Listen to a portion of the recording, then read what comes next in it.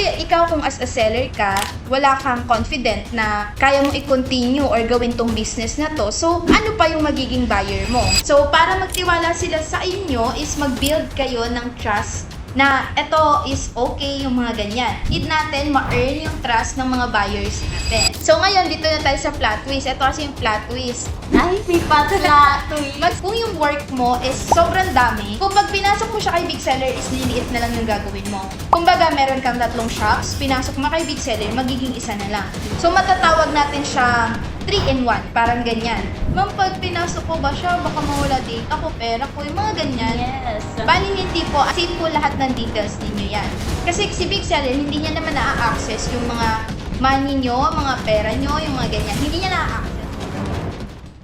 I'm Queen, I will be the host, and I'm Luna, I'm the co-host. our topic for today is about triple platform success on how to dominate Shopee, Lazada, and TikTok for the unstoppable growth. So, eto is connected siya sa 3 nating shops ngayon. We have 3 very popular shops which is Shopee, Lazada, and TikTok. Sila yung mas nangingibabaw ngayon sa Philippines sa mga platform. Magbibigay kami ng mga ideas kung paano kayo mas mangingibabaw since every shops madami ng mga sellers dyan. So, ngayon magbibigay kami ng tips kung paano kayo mangingibabaw as a seller sa iba pang mga seller ng mga shops na yan. Ayan, and then kung gusto ninyong mag-join sa service group chats namin, nandyan yung mga link, yung Viber and WhatsApp namin. And sa Big Seller app naman, pwede nyo ding i-download kasi kung meron kayong website, is dapat meron din kayong application. Kasi yung application and website is connected sila sa isa't isa. Kasi merong mga features sa website natin na nakay apps. Like for example, mga camera-related na mga features. So, nasa app siya lahat. So, kailangan nating mag-download ng apps, and kung gusto nyo naman mag-join sa group chats namin, is andyan naman yung mga barcode. And then, ito po yung topic natin ngayon. Ulitin ko lang. Triple platform success on how to dominate Shopee, Lazada, TikTok for the unstoppable growth. Since ito yung popular natin ngayon, popular platform. Yes. Yung Lazada, yung TikTok, and yung Shopee. So, ngayon as a seller, paano ka nga ba mangingibabaw sa mga yan? Kasi ang dami mong competitors eh. At the same time, pare-parehas lang naman kayo ng category na binibenta. Ano nga ba yung magiging advantage mo? Oo, start na tayo. So, una, meron tayong tinatawag na expert guidance. And sa expert guidance, meron tayong mga mga nakapaloob pa din na mga meaning. So, let's say yung una is platform-specific insights. So, ano nga ba yung meaning niyan? Understanding the distinct features and functionalities of each platform. So, kung ikaw as a seller, alam mo yung kung paano i-navigate, kunwari itong Shopee, alam mo kung paano ma-navigate to kaysa sa ibang seller, so may advantage ka. Kasi sila hindi nila alam kung paano gamitin. So, hindi nila alam yung ibang mga settings, ganyan. Ikaw alam mo yung mga features. So, ayan yung advantage mo. And then, consumer behavior analysis.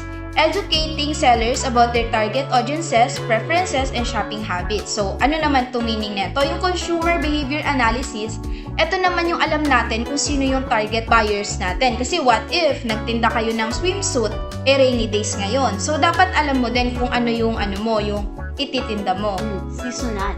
Sharing industry best practices for product listings, customer service, promotions, and advertising that have been shown to increase sales and customer engagement.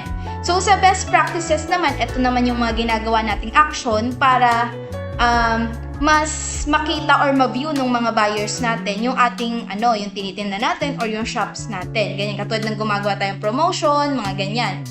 And then sa step-by-step strategies, meron tayong offering clear, actionable steps that sellers can take implement these methods effectively, ensuring they feel confident in their ability to execute.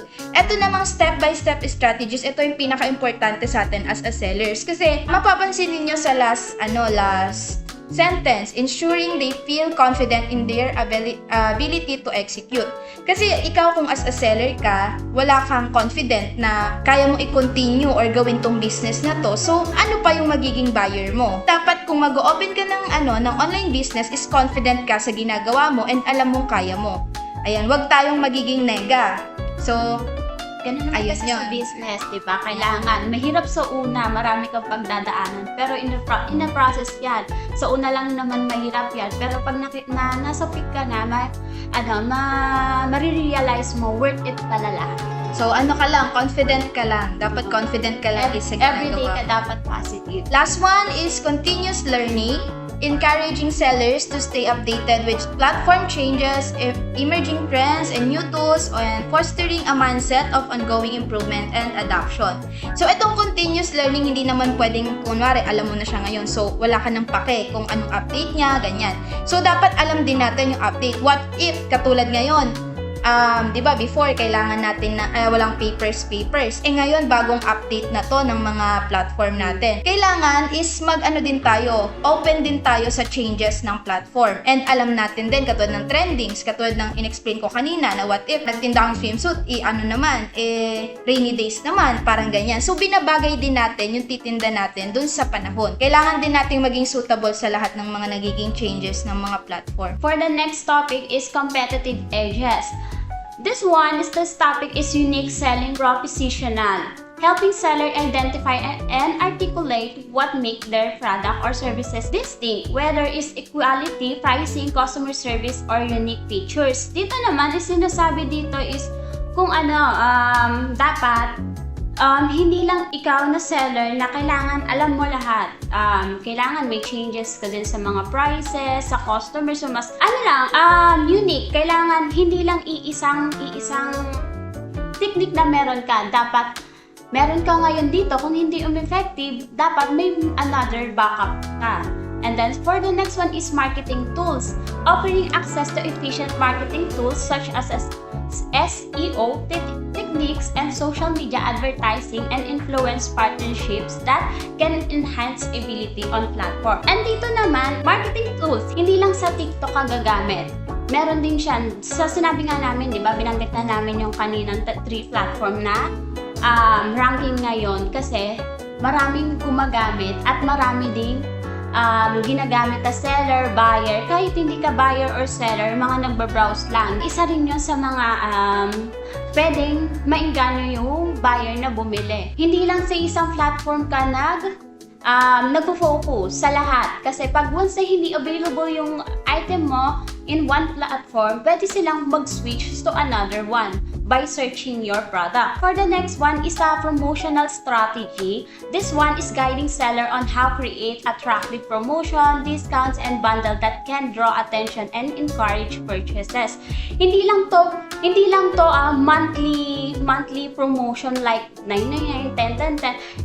Nagki-create ka rin ng sarili mo. Meron din na kikreate ka na kunyari anniversary na brand mo. O, diba? Pwede din gusto mo lang kasi parang this time is nafe-feel mo na parang marami kang sales ngayon. So, mag-add ka ng discounts and bundles like kung gusto mo ng another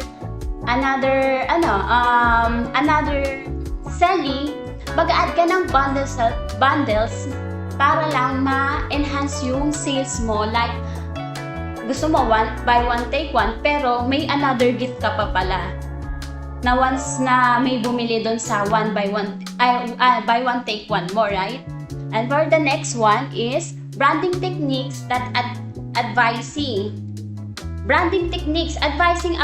on building a strong brand identity that resonate with the target audience, fostering loyalty and repeated business. Ito yung branded na strategy that can help create attractive promotion. Hindi lang basta promotion lang na gusto mo lang.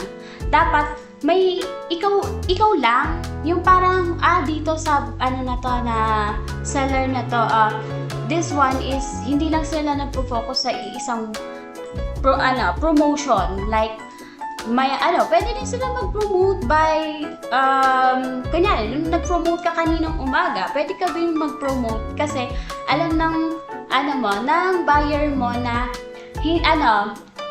hindi lang kung maisip mo lang doon ka lang magbibigay ng discounts. And then this one is customer service engagement. teaching seller how to engage with the customer efficiently through personalized messaging, responding to inquiries, and fostering a community around their brands. Ito naman, customer engagement, sa customer naman siya, personal message, di ba may nag-buy ng product mo personally, and then i-message mo siya kasi ikaw lang naman mag-isa, right, di ba? And then pwede kang mag-customize na sinsuggest ng buyer mo. Para din isa rin yun sa engagement na makukuha mo sa customer mo kasi hindi lang ikaw or hindi mo kuha yung idea na yon sa ibang tao. Like, kaya maraming mga sellers na makikita mo may makikita ka na pa sa package nila is something, may mga quote, may mga tagline, may mga sa kanila mo lang makikita. And data analysis is providing insight into how to analyze sales data and customers' feedback to refine offering and strategy, allowing seller to adapt quickly to market demands. Like, kaya uso sa atin ang client demand. Kasi once na mag-click ka, once na mag-review sila sa feedback na meron na binili nila sa item sa'yo, mag-feedback sila and then ina-adapt mo yon para if ever, para sa mga susunod, ano ba tawag doon? Di ba once na yung buyer ng feedback sa'yo, ma-adapt mo yon and then for the following buyers, Makikita nila. Hindi. Like, nasa dulo na sila ako. O sige lang. Ano ba yun? Ano ba yun? Basta ayun daw. Ano lang. Diba? Kasi diba parang na-adapt nila. And then, after that, ikaw din mismo, nakakakuha ka ng idea sa client mo, na i-adapt yun sa business mo. Alright? And then, for the next one. Okay, next one. So, brand authority. We have trust building. So, creating a reputation for reliability and quality that encourages customers to feel confident in their purchasing decisions. So, sa trust building, so pag nag-aano kasi tayo, in real life naman, kunwari may nakita akong order, is wala siyang review. Ba't ako magtitiwala, diba? So, ikaw as a seller, ako as a buyer, ba't ako magtitiwala sa walang reviews? So, para magtiwala sila sa inyo, is mag-build kayo ng trust na ito is okay yung mga ganyan. Like, magka-comment ka na pa-review naman nito, pa 5-star kung wala namang problemas para ma-encourage din yung ibang buyer. Yung next buyer mo. Oo, kasi dyan din mismo nag-aana yung mga kliyente. Bumabase kung talagang legit ba talaga yung brand na meron ka. Yes. So, yan yung trust building. So, need natin ma-earn yung trust ng mga buyers natin. And then, expert positioning. Positioning the brand as an authority is a niche by sharing valuable content, insights, and expertise related to the products or services offered. So, sa expert positioning naman, ang meaning neto kung magpo-position kayo is make sure na, kunwari, do you have a staff, and make sure na itong tao na to is deserve niya yung position na yun. Kasi what if nag-position ka ng editor sa pagpaprocess ng orders, parang ganyan. Diba? Parang hindi nagtutuma. So, hindi mo marireach yung goal na gusto mo. Kasi nga, mali ang ginawa mong positions. Customer engagement, actively engaging with customers through various channel. So, ito naman, keep contact lang kayo sa customers ninyo. Like, Kung suki niyo na siya, then keep contact lang kayo, parang ganyan. At least nagbi-build kayo ng customer, parang ganyan. Nag-purchase siya and then na-receive niya na and then magre-reply ka lang, welcome to Thank you for purchasing our product, and then after that for the following next is mag-send ka ulit ng message to magbibigay ka naman ng discounts, di ba? Mga ganyan, customer engagement. Ayan. So, social proof, utilizing testimonials, reviews, and user-generated content to showcase positive customer experience. So, ito yung katulad lang din kanina. Actually, dito sa brand authority, parang same lang naman sila eh. Halos same lang naman sila ng gustong ipaliwanag. So, sa social proof, ito naman yung katulad niyan, from the word reviews, mga utilizing mga testimonial, make sure na yung mga reviews ng magiging buyer natin is positive. Kasi as sa'yo din, ikaw din, as a seller, make sure din na yung ibibigay mo na product is yun talaga yung gusto niya. And na-reach niya yung expectation. So, ayan. And sa consistent branding, maintaining a cohesive brand image across all platforms. So, ito talaga to sa business world, yung consistent branding. Kasi minsan yung brand, kahit mahal yan, pero ito yung brand niya, is pinipurchase na pa rin natin. Kasi importante yung word na branding. Kasi for example, yung brand ko is big seller yung brand ko. And then may isa pa akong brand. And then, sino ang mas kilala ngayon ng buyer natin? So, syempre, dun sila madalas nagpo-purchase. Ayan. And then sa influencer collaboration, siguro familiar na tayong lahat dito with partnering with industry influencers or well-respected figures to boost credibility and reach a wider audience. Ito naman sa influencer collaborations, ito yung nagko-collab tayo sa mga influencers or sa mga popular people. Pero ito depende kasi ito sa business. Kasi kung small business ka lang naman, syempre wala kang budget For the collaboration. mag-collaboration. So siguro, ikaw na lang as a seller, ang magbo-boost din ng products mo kasi uso naman ngayon yung mga aesthetic na video. Ikaw na mismo kahit di kilala, minsan buboost yung product kasi nga minsan magaling sila gumawa ng video. Strategy lang kung paano gamitin or editing. So ganun yan. And then next, and practical techniques. Dito naman sa practical techniques is applying specific tactics such as optimizing product listing, leveraging the social media marketing, or utilizing promotional tools that directly contribute to better sales performance. Like, hindi naman sa practical is hindi naman sa lahat. Pero sa optimizing listing, eto yun, once na nag-post ka ng item mo sa tatlong shop na binanggit namin nung una is naglalagay ka doon ng keywords na once na sinearch yun ng buyer, naisipan ng isearch ng buyer, is magtatap agad yung item mo. Diba? Agad, nasa list agad. Nasa list agad.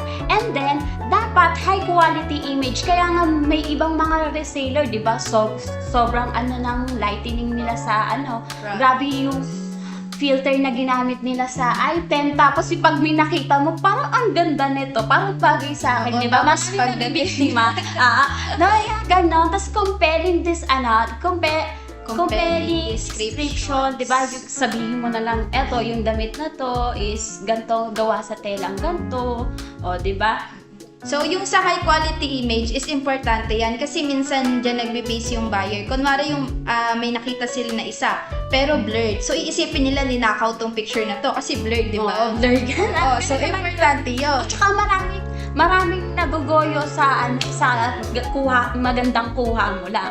Di ba? Kaya nga may tinatawag na catfish. Dahil dyan. Ba't parang yun?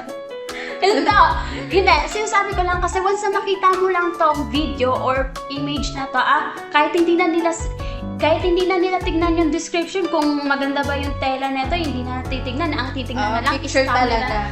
Talaga eh. Kasi yung nakapost eh. And then sa next one is delivery social media marketing. Yung content creation mo, paano ba na dapat tutugma yan? Hindi yung kuha mo picture is about sa bag, pero yung description mo is napakalayo naman, hindi naman relative. Wala namang connect. Wala namang connect, gano'n, di ba? And then, dapat kailangan tutugma siya and sasakto siya sa alignment kung ano bang brand na meron ka. Hindi lang basta yung tatalon-talon ka lang na kunyari, ang branding mo is about sa skincare, tapos may binibenta ka pang bag. O, diba? Dapat alignment lang siya. And then sa influence partnership, ito nga sinabi niya kanina, kung hindi small businesses ka lang naman, is daanin mo na lang sa magandang magandang edit or creation. Creative. Dapat creative DIY ka. DIY. Kanya-kanya marami din ka. Sa pader ka lang is madaming ganyan. oo, daanin mo na lang sa editing skills na meron ka. Kung wala pa din, ay, hindi ko na alam. Hindi na problema yan. Charot lang. And then, target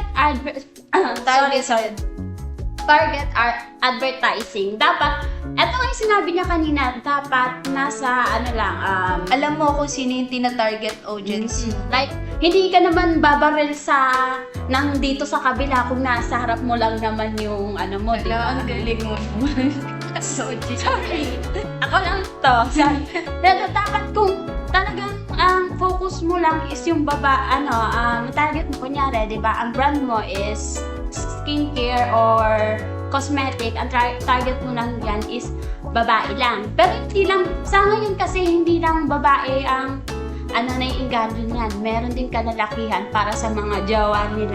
Ganon ka din, Yung mga may jow. Sorry, ganon na lang. Utilizing promotion tools. Ito nga, ulitan tayo sa discount and vouchers. Usually kasi, hindi lang naman monthly nagkakaroon ng discount and vouchers. Minsan seasonal, lang din, kung maisipan lang yan. Kunyari, kaninang umaga may discount, tapos mamaya namang gabi is may vouchers, di ba? Ganun lang. And flash sales. Pwede ka rin maglagay ng flash sales. Kahit wala namang event. Yes. Para lang ma-drive yung para lang maingganyo sila dun sa product na Promote talaga. oo, for promoting din. Malakas yun sa promoting ang mga flash sales, discounts. Kasi kahit hindi naman nila kailangan pag may discount, mapapabili. O, diba? tsaka nasa yan kunwari kay Shopee flash sales, andun yan sa list ng flash sales. Nasa ibabaw lang yan. Kasi doon tayo madalas pumupunta flash sales, and then scroll tayo. So mapupunta doon yung yung items. Dito sa TikTok, 'di ba? Mapa-scroll ka lang makita mo, May may makita ka discount. May malaki pa nakalagay yan sa discount. Tapos may voucher. Kahit hindi naman kailangan. Go ka pa din. Kasi mapapaisip, hindi, kailangan ko to in the near future. O, di ba? Yan ang thinking, kahit wala ng pera, bibili pa din. And then for the next one is loyalty programs. Implying program that reward repeatedly customer. Yun. Yes, nga. loyalty. Diba? Kung bumili ka ngayon, tapos binigyan mo yung buyer mo. Mali.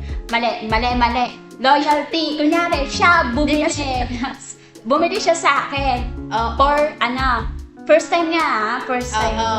Bumili siya sa akin and then binigyan ko siya ng free gift. And then, nainganyo siya kasi kaakala niya kada bibili siya is may gift. O, diba? Books. Diba?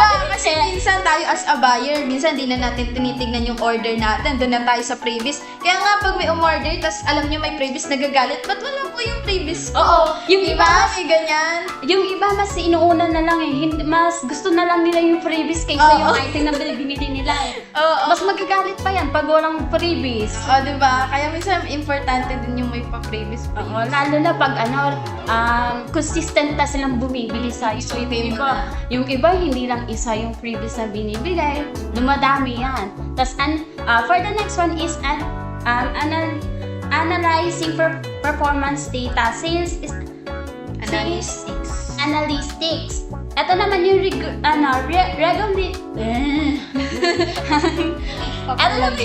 Hinga ka muna. Ito naman yung laging nagre-review ng sales data, customers feedback to identify the trends and area for improving. Yun nga, mas mahalaga talaga kung isa kang seller, yung feedback ng magiging customers mo. Kasi sa mga mga potential customers mo, dyan lang talaga sila bumabase, lalo na pag hindi kilala yung brand mo. Kaya minsan, pag bumili yung isang buyer, may follow-up talaga yan na kailangan mo nang i-review to kahit 5-star man lang kung satisfied naman ba siya sa nakuha niya item. Kaya naman, kung isa ka sa mga buyers, alam mong dapat sinusuportahan mo din, mag-leave ka din ng feedback kahit star lang yan. Kasi mahalaga yan sa mga sellers na kagaya ng iba. Tumatawa ka, mali ba yun? Tama. Nakatingin lang ako dun, no? Tatawa ka sa akin. Tama siya, tama. Okay, for the next one is engaging with the customers. Ito naman yung engaging with customers is responses. Basta yun na. Ayan. Kasi hinihingal na ako. Ito naman yung pag na-message agad yung buyers ninyo, dapat agad-agad talaga kayo. As soon as possible talaga yung reply. Hindi yung nag-chat ngayon, tas bukas mo na-replyan. Dapat talagang nawala na ako. Nakakapag-response tayo ng mabilis.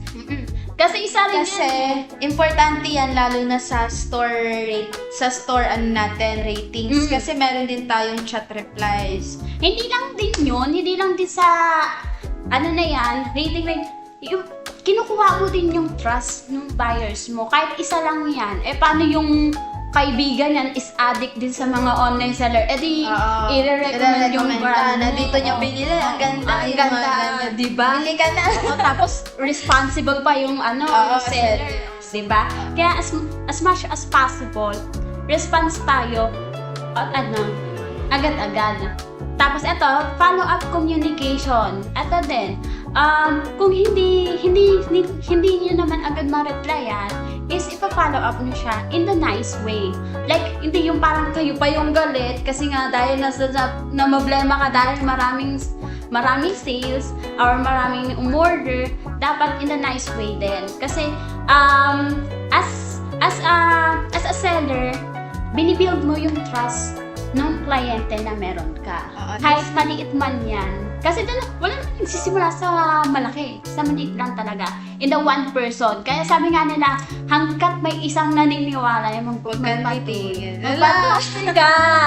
Wag ka. May ibang topic mo. Ibang topic ko. Idagdag ko lang siya sa follow-up communications. Yung katulad lang dito sinabi niya kanina na after na na-receive ng buyer, syempre, kanya-kanyang buhay na yun. Na-receive ko na parang pakiko ba, parang ganyan. I-follow up mo siya na, ma'am, kamusta naman yung items? Pwede niyo ba akong bigyan ng reviews? Yung mga ganyan. Kaya follow up siya. Okay, next. Ayan. So, ngayon, dito na tayo sa plot twist. Ito kasi yung plot twist. Ay, may plot twist. Mag-create tayo ng big seller account. Yes, nakikita niyo naman sa t-shirt. Big seller. Naka-uniform kami. Grabe, Ayan. pinagmamalaki namin yan. Hindi naman halata, di ba? Violet na violet kami. Tapos, ayan yung step kung paano tayo makakapag-create ng big seller account. Pwedeng sa app, pwede rin namang sa website. Pero recommendable ko is sa website muna kayo bago mag-apps. And then, step 1. Wait lang. Sige, sorry. Eto, pag nag-create po kayo ng big seller account, siguraduhin muna natin online seller tayo. Kasi yung iba yan is affiliate or dropshipping. Hindi po kami Hindi kaya earning website. Hindi po kami earning website. At saka, hindi po kami scammer. And then, dami kasi nagsasabi. Baka pag scammer yan. Makikita. Go! Ayan, so, paano nga ba tayo makakapag-create ng big seller? Ang daming way. Pwede tayong, step 1, mag-search ng bigseller.com sa ating Google. And then, step 2, creating big seller account by logging your active email. Dapat active talaga kasi kung hindi is reactivate nyo siya or create kayo ng another Gmail. Kasi nandiyan lahat papasok yung verification code, lahat. And then, Number 3, authorize your shop. Yung sa authorize naman ng shop, kung hindi po kayo marunong, pwede po kayong magpa-training kay Big Seller. Libre lang po yan via Google Meet. Pwede kayong magpa-training sa mga trainers. Pwede kayong mag one-on-one or 1B more, mga ganyan. I-message nyo lang yung Big Seller Facebook page or kahit pumunta kayong Big Seller something and mag-ask kayo ng ano. kaya mahalaga na screenshot nyo yung nauna naming Oo, mamaya ipapop up ulit natin yun. Oo. So, ayan, authorize your shops. Lahat ng shops ninyo ay authorize nyo. And then, Finishing set up your account details. Yun na nga po, pag once na na-authorize na yung shop nyo sa product, basta marami nalagay mo na yung address mo, yung mga ganyan. Marami pa kasi Set up mo na. Features na meron eh. Okay. And then number 5, enjoy using Big Seller. And then kung may mga questions pa kayo, mga ganyan, reach out lang kay Big Seller kasi mabilis naman yung customer service natin. Responsive yan. Lalo sa Facebook page, pwede kayo doon mag-reach out. Kung all new user kayo ni Big Seller, alam nyo na ang iisang problema dyan, ang makukulit na customer service. Kasi awa na ng awa. Totoo na. Diba? Grabe yung customer service namin. Kami na yung lumalapit sa inyo. Hindi na kayo yung lumalapit sa amin. Oo. Hanapin na lang namin kayo. Bakit wala nang sign in using number? Ano to, ma'am? Ang tag dito? Baka old to na nakuha namin. Pero meron yan, ma'am.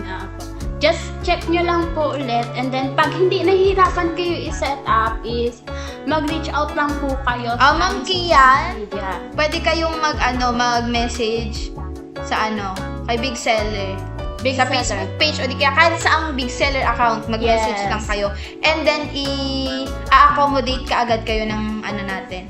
Customer Service na nakatoka po dyan. Okay. So, ngayon naman, bakit nga ba namin kayo in-encourage na mag-create ng Big Seller account? Bakit, ano bang connect niyan sa naging topic natin? Sino ba yan si Big Seller? Oo. Paano siya makakatulong sa inyo? So, ito yung benefits na makakatulong si Big Seller sa growth ng ninyo na inyong online shops pag nag-sign in kayo. So, makikita nyo dito. Wow, nice. Okay. So, how can Big Seller help your business? Hello, Sir Asobran. Hello, how can Big Seller help your business growth? So, paano makakatulong yung Big Seller sa growth ng inyong, dumadami na yung natin? Yung viewers natin, 8 million na. Hello? 8 million na yung viewers natin. Ayan, so makikita ninyo dito yung mga benefits kung paano makatulong si Big Seller sa inyo. So, how can Big Seller help your business growth? So, paano nga ba? So, meron tayong tinatawag na centralized management.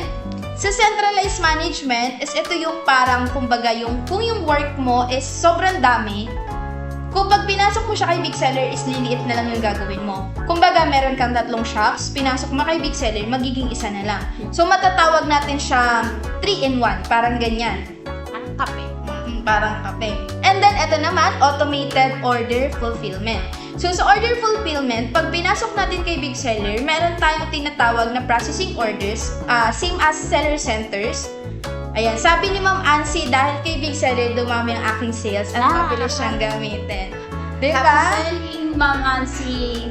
Diba? Ayan. Tapos, ayun, automated order fulfillment. So, diba kay Big Seller, meron tayong processing orders. Kung sa seller center may processing orders, meron din kay Big Seller. Si Big Seller na yung magpa-process ng orders nyo in a summary. Kunwari, you have 3 platforms.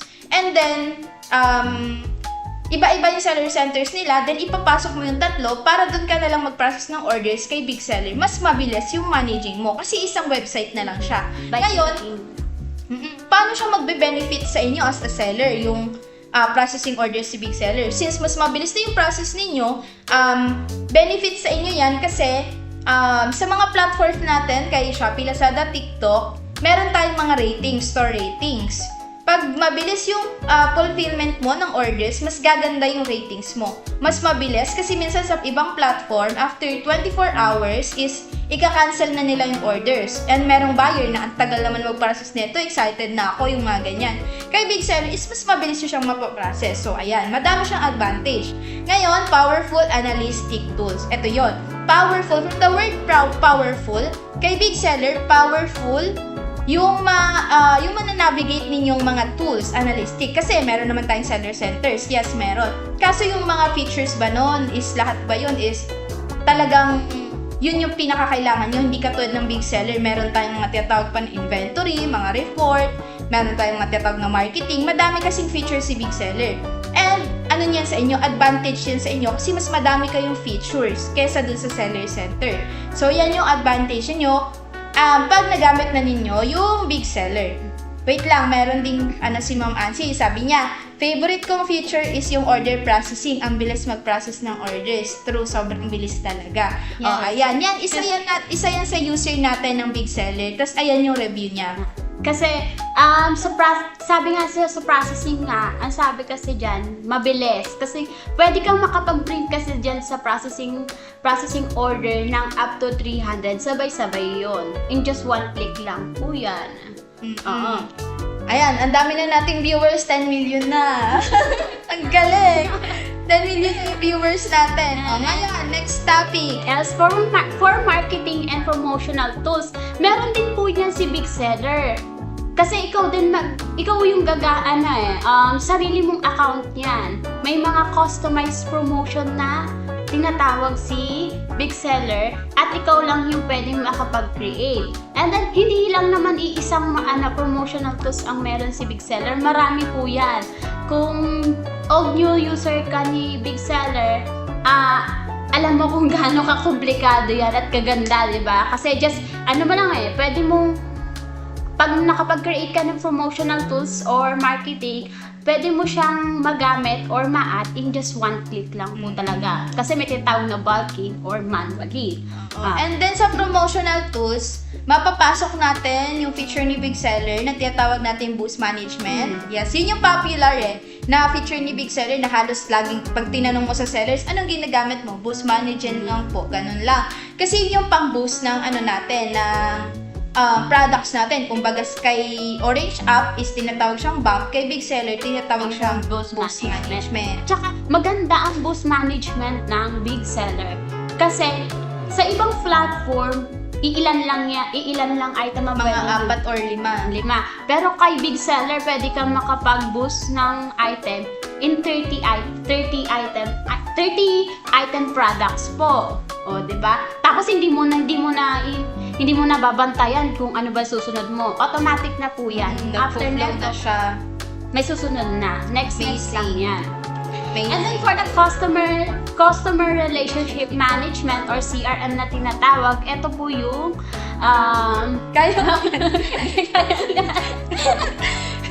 yung customer relationship management, kasi di ba kay Big Seller, pag katulad na naman to ng seller center, pag may customer ka, makikita mo sino bang umorder, mga ganyan. So kung makikita mo, kunwari new buyer nyo siya, napansinin nyo, para new buyer namin to, pwede nyo siyang i-message na thank you for ordering, mga ganyan, para lang ma-feel overwhelmed siya, na ma-feel niya na, sobrang welcome ko naman sa shop na to, sobrang special ko naman.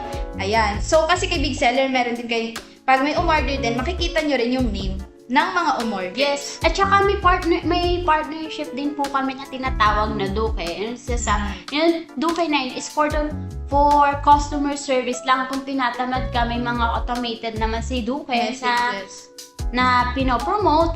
Like, once inauthorize na lang yung shop nyo dun kay Duke, is automatic na po yan. Makikita nyo na po lahat ng messages ng mga buyers nyo doon. Oo. Kasi kung kay Big Seller, siya ang nagsasummarize ng pag-manage ng shops ninyo. Kay Duke naman, siya ang nagsasummarize ng lahat ng mga messages nyo.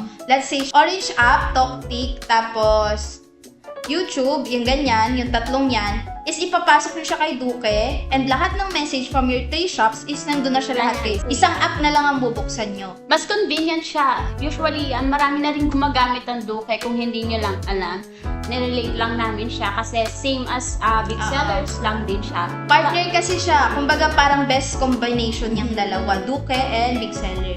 Yes, and multi-platform compatibility.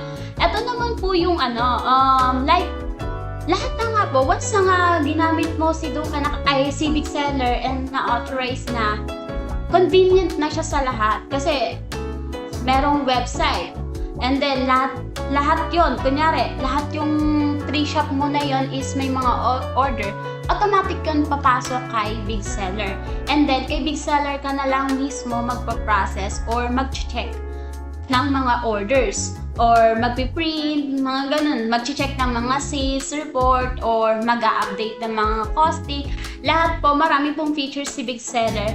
Kaya kung nahihirapan ka pong intindihin siya is may customer and trainer po kami para i-guide po kayo.